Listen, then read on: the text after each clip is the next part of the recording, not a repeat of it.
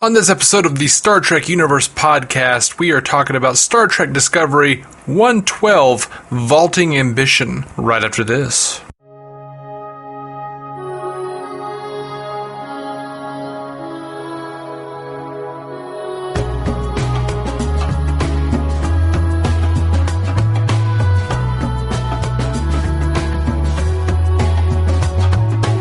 Welcome to the Star Trek Universe podcast. My name is Matthew Carroll. I am David C. Robertson. What's up, buddy? I don't know, man. We're just getting through this rewatch. I'm excited. I'm excited to see season 2. I'm enjoying the whole thing. Yeah, while I was waiting to get on this cast, I watched the new Pike short or whatever, like the behind-the-scenes short about becoming Pike. Okay. It was good. I'm excited. Cool. I'm very excited about the season. They were highlighting the fact that Pike is just such a different captain. He's such a cheerier captain and a different kind of guy.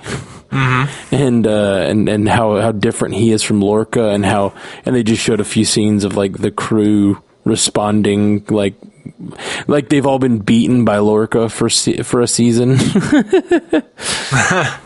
Yeah, It's an interesting take that they're going that way with Pike. Because if you go back to the cage... Yeah, he was pretty deadpan, really. He wasn't super chipper. Well, yeah, he wasn't chipper. He was tired of being the captain. He was, like he told Dr. Boyce, I'm tired of being in charge of who lives and who dies. So, yeah, it's an interesting choice. Yeah, we'll see. We'll see how that works. And is the cage canon now? I know the other. In my understanding, the only parts of the cage that are actually canon are the parts that are shown in the menagerie. But is the stuff about him being tired of being a captain, is that all in there? I think so. Yeah, I'd have to go back and watch because I've seen both of them so many times that I just don't remember. But I do think the part, I hope the part about I can't get used to a woman on the bridge is not in the menagerie. Right. We'll have to go back and maybe. Well, we will not have time before this new season, but we should watch the menagerie. I might watch the menagerie on my own just to see how it's compare and contrast this new Pike. Right. With the actual canon sections of the old Pike. Okay, Let's dive in and talk about this episode. You want to give us that summary? CBS All Access's summary. Burnham heads to the ISS Chiron with a special gift for the Emperor. With the help of an unexpected source, Stamets gains clarity while trapped inside the mycelial network. Saru asks for L'Rell's help. Yeah. Man, this episode was really good too. Yeah, I love everything between Burnham and Georgiou. Me too. I had forgotten that she raised Burnham. Oh, really? Okay. The last episode. And I was like, I guess her and she, like, Sarek never, blah, And, and then I was like, oh, yeah, that makes sense. Yeah. That was cool, and we talked about it a few episodes ago, but it is true that Mirror Stamets lives in the palace, and absolutely, it sounds like my theory on how the Stamets stuff worked is true. They even said it in this episode. They said that he was experiencing things from the other Stamets was trying to communicate by giving him flashes of the other universe. Right. So that is apparently how his cognition's working. And when he says the enemy is here, he says it in this episode as well, and he's talking about whatever this disruption in the mycelium network is, it looks like. Yeah, I think he's talking about his own self, like his mirror self. Oh, you think that? Yeah, I think so.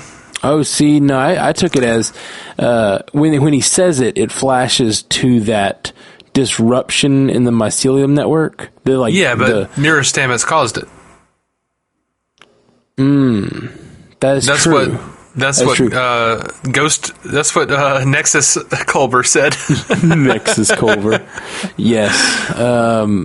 Okay. Yeah, that makes sense. I didn't... It was funny how they just worked together to get out of there. I don't know. It was strange. I really don't know what... The way that... I don't remember what happens with Stamets. So all this stuff... This isn't spoilery because I don't remember it at all. I don't know if we ever even see Mirror Stamets again, but the way he vaults out of bed and like runs to his computer, it just seemed like he was really going to do something. And I'm like, and I'm very wary of Mirror Stamets because if they're good in our universe, they're probably bad in that universe. Mm-hmm. And we do know that he caused some sort of damage to the mycelial network, which I didn't really... I vaguely remembered that from this episode, but I don't really remember how they resolve that or if it gets resolved. And I'm actually thinking, based on trailers of season 2, could that be the calamity that's coming with the Red Angel? And I don't know. They talk about life being extinguished in this, and if they're doing that again in season 2, that seems strange. Without them being connected. I don't know. We're talking about, we know Section 31 is involved, which would make sense if there was like something that was coming from the mirror universe trying to destroy our universe. Well, the mycelial network, if there's a breakdown in the mycelial network, it like goes across universes. The mycelial network exists in all universes, or at least in those two, and then he mentions, and any other universe that it reaches into. Yeah, I mean, something from the mirror universe, whether it's the mycelial network or not, because I don't remember how they leave that. I don't either. If it's something that is coming from the mirror universe... Section 31 might be involved. It might be involved, it could still, be threatening to wipe out sentient life in our galaxy. Red Angel still could be coming to warn us of that. There's plenty of leeway. Yeah, I'm really excited to see what they do with season 2. Like, the rewatch has really excited me for season 2. I wonder if all of this is considered spoilers for people who haven't seen all of Discovery. I feel like not much of what we have said I don't think has any bearing on what goes forward. We're talking a little bit about the trailers for season 2, but I don't think that's really a big deal. We mentioned one thing, but I don't think we actually went far enough to be considered spoilers. I think we're safe. I've been paying attention. Okay. I've been listening for it. I think we're good. All right. So if we're not, sorry about that, guys. You should have seen Discovery by now. Yeah, you should have. I say as I'm encouraging you to do a rewatch with us. Right. All right. Stop shaming our listeners. No, I'm shaming us. Don't shame us. Clearly. I didn't do anything. Shame. What did I do? You have to walk naked through the streets now. What is that a reference to? It's Game of Thrones. Oh, okay. It's a really intense scene. People walk naked on that show everywhere. Yeah, but this is like a really intense scene where a proud woman is stripped naked as religious punishment and forced to walk through the streets as like all the commoners like throw food and everything at her. And then like one commenter's over there going, "It's only a body double." It's good. It really is a sad scene, honestly. Like it's weird because it's a character you hate, but then it happens and it's really hard to watch because they just don't cut away, and it's like they let it be like a 5-minute long scene of her just walking through the streets being tortured. You're just like tortured with shame, and a lady's walking behind. I don't remember what she said. I think there's a lady walking behind her saying shame. I don't know if I'm remembering that or if that's from something else and I'm conflating the two. Okay. Anyway, back to Star Trek Discovery. Thank God. I feel like this episode is mostly putting things in place because it's setting up the dynamic of what the palace is like and obviously who Lorca is at this point. So yes, Lorca. That's the big deal of this episode. Lorca, the Lorca reveal. Mm-hmm. What'd you think of the way they handle it? The Lorca reveal is done very, very well. I very much enjoyed the Lorca reveal. Even watching it here, I was just, even knowing what was going to happen, as Giorgio is telling Burnham all about her Lorca, just the realization of all the same rhetoric and everything, the sensitivity to light. It was dope. And I still got the tinkles. The one part that had me a little weird is the fact that it seemed a little thin still. Like Lorca's explanations as captain were still held water. Like he could have just had his eyes damaged at a battle or whatever, and all the other stuff was super circumstantial. Where she's like, "Oh," and it all sounded like, he said this is the strongest case for destiny or whatever. Like, right. It could just be that she also met Lorca in that universe, and he also, took a shine to her, and she also thought of him as a father figure in that universe. Like, there's nothing to say that he is the mirror version. There's no proof. It's not like she comes up with not like she catches him in the act of being the mirror version. I agree with you, but, thematically, it was like what I was saying a few episodes ago. Like, she never actually trusted Lorca. Like, from the very beginning, she's like, why me? Why do you have, you feel like you have a common person here, like this person who's like you, and it's like, I'm not that person, even though I did X, Y, and Z. Right. So, like, she has been trying to figure out somewhere in the back of her mind what the hell he wants and what his true goal was. So we're supposed to believe when Georgiou is telling her all this stuff is snapping into place. Right. It just seemed a little abrupt to immediately turn and be like, well, you should keep him. He's bad. Like, right. I do agree that's a little thin, but I'm willing to suspend the disbelief just enough to cover that point. Yeah. And we've talked about this in the previous episode, we have different views of their relationship. I think that at times she found him very comforting and did think of him as like a good figure in her life. She did not at all points did she mistrust him. And in that 2 episodes ago, he basically was her only tether. She's really holding on to him to keep from being alone.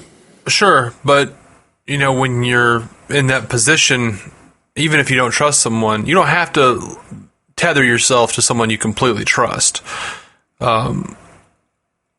Yeah.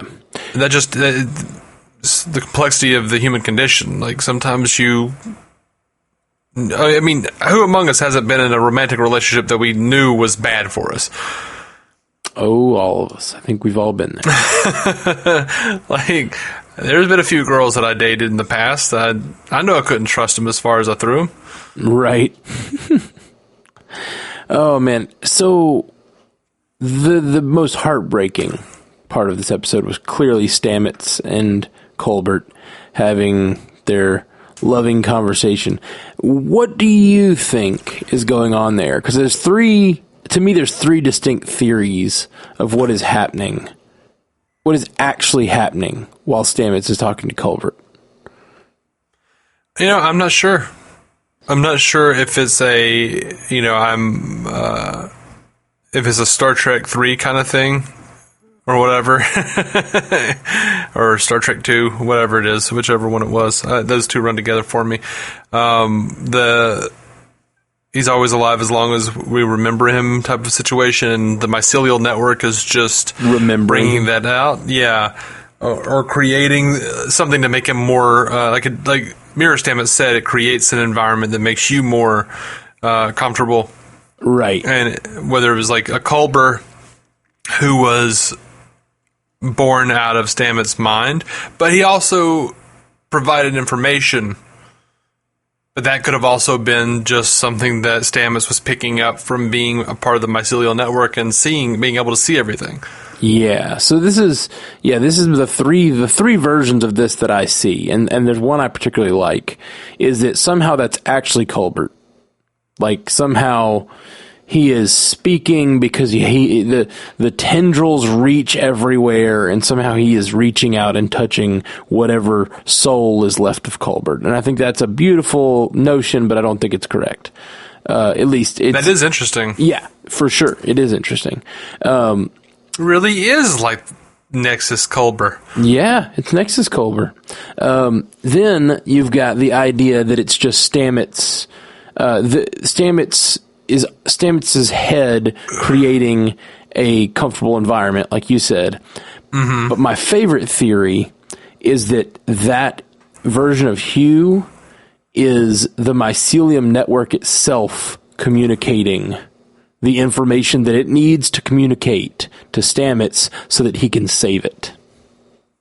Because we've got this living highway of tendrils that reaching into all universes, and it's trying to defend itself against the other Stamets, and it's found an ally, and it is taking on a form so that it trusts so that Stamets trusts the network, and it's communicating to him.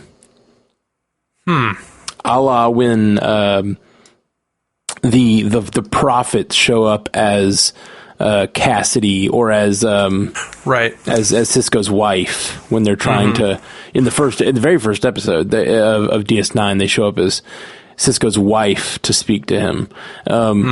I don't know. I really like that as an idea, but I don't remember where this goes from here. I've seen it before, but I have no idea what happens after this, and if there even is.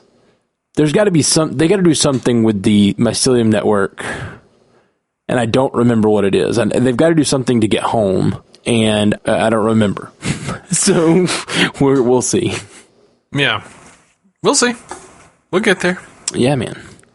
But I mean, I'd be interested to which one of those theories is borne out by the future actions, right? And if we're gonna encounter the mycelium network in the future. I know there's some legal issues, and I think there's some producers that have said like they're not going to touch on the mycelium network anymore. Because of that. I don't know if and I don't know if there's going to be an in-story reason. Maybe they realize they're tampering with it is what's causing the damage or whatever. Yeah. So, anyway, that was all very touching. I don't know what was actually happening, and I love that. I love that kind of stuff. It just reminds me of the prophets, and like, are they gods or are they just beings outside of time? And is there a difference? Like that question's always been amazing. Yeah, I dig it. What did you think of the Voke Laurel stuff in this episode? It was fine. I wasn't incredibly impressed with it. Honestly, it was just more of the same. Like, it was rough seeing him claw himself, Sure. And, Saru's constant, like, hey, you need to help him. No. Hey, you need to help him. No. It was just whatever. Right. I didn't care. I'm just ready for them to move on. I'm going to jump to one of my quotes. When he's trying to get her to help, and she tells him, like, they have one scene between them, and she says, it's fine if he dies, if he goes through pain. That is the choice he made. This is war. And then he comes back and says, human versus a Klingon in one body. That is war. Yeah, that was cool. I liked it, just how like saucy he was when he said it. He's like, Saru can be so saucy. I don't think I got saucy off of that. Oh man, he put some stank on that. That is war. Like, I bested you in this argument. I liked it. Yeah, the part that I really, really liked with Laurel though, was when she helped basically kill Voke. So that was my question. I still don't fully understand. So is that what did she just submerge his consciousness again? They did say that there was an Ash Tyler before, and they basically like took his DNA and like merged him and Voke. They basically turned Voke into Ash Tyler, like we were talking about. Right. But I think, if I understand it, she actually like put Voke to rest. Right. It seems that putting Voke to rest was the only way to bring peace to the two of them. Mm-hmm. But to me, that makes no sense for a couple of reasons. It seems like the underlying personality would be the one that needed to be brought out to bring peace, not the personality sitting on top of the other one. But that's neither here nor there. The thing that doesn't make sense to me is, what was your plan? if, like, there's no way to bring Voke out fully and have him be Voke again, what was the plan? Why infiltrate at all? Well, I think part of that was, due to... I think part of it was that Saru informed her that the war was over. They're in a different universe. Like, everything she planned for is nothing. Like, there's no point to any of it anymore. All that there is now is Voke and Tyler who are in pain. Yeah, that makes sense. Yeah, and Tyler didn't give up his life. Voke did. So you think she was sort of giving mercy on both of them by putting Voke out of his pain and saving Ash Tyler. Right, and I don't think that it was, I've seen some people say, like, she just put it dormant, and maybe so, maybe it was all an act, but when she puts Voke to rest, so to speak, she does howl to let the warriors from Stovacor know that a warrior is coming. Yeah, that's true. That is true. I noticed that, and I was like, well, that's what they do when people die. I guess he's dead now? He did start speaking English, but that was the thing. He started speaking English, but he still was saying a Klingon prayer. Yeah, I think he was, like, coming to Ash Tyler as he was dying, basically. Yeah. I'm not saying it makes a lot of sense. I'm just saying that's what happened, and that's what I took from it. Yeah, it's not super clear, but it doesn't have to be, I guess. I guess sometimes when things aren't clear, they can be more realistic. The whole time with Burnham and Georgiou was super interesting to watch. Georgiou just proving herself a badass and a brutal person. Oh, yeah. I love when she murders everybody. Yeah, when she murders everybody and says, like, Governor Elon or whatever. Can you keep a secret? Right. That was really great. Like, yeah, y'all can. Yes, I can. I am scared of you. That was a lot of fun. So, any other thoughts or characters that this episode touched on that we haven't? I really enjoyed, especially knowing what was going on with Lorca. I love all of that about the dude's sister. Yeah. It really highlights the kind of man Lorca was. Especially when he really turns full-on baddie and he says, her name was Ava or whatever. I forget. Yeah, her name was Ava, and I liked her. But you know how it is. Someone better comes along. Crunch. Oh, so dark, so gross. He's just a, bad man. He's just a bad man. All right. So, you want to get into our quotes? You got any quotes? That was one of them. Her name was Ava. I like that one a lot. That was just like, oh gosh, really good. Oh no. From the very top, I liked, logic tells me she's not the woman I betrayed, but this feels like a reckoning. I did, yeah. I have that one down. Absolutely. I know that there's a school of thought of TV writing that you should write it more like people talk, and I don't abide that. I love that. I love that sort of Firefly speak. That sort of half profane, half glorious, where you're just really talking about, I don't know, with beauty and sort of, I don't know, grunt level language. I just love it. I love the combination. Mm-hmm. Right. There is a phrase, there is a name for what you're describing, and I can't remember what it is for the life of me at this point. But, I loved Stamets and Stamets. What is this? Am I dead? Is this the afterlife? Are you some sort of narcissistic Virgil leading me to judgment? Yes, Paul. You've been wrong about everything. There is a God, and she's very, very mad at you right now. He's like, I totally had you. I totally had you. That's such a smart-ass thing to do. Yeah, it's great. So mean. So mean. Love that. I don't have any more. If you got any others. I don't either. Okay. Well, let's dive into some trivia. Sure. The title, and all this trivia is from Memory Alpha. The title is a reference to the line, "I have no spur to prick the sides of my intent, but only vaulting ambition, which o'erleaps itself and falls on the other," from Act 1, Scene 7 of Shakespeare's Macbeth. This is the shortest live-action episode ever. Oh, wow. It's 38 minutes. Until the short Just trips. under 38 minutes. I'm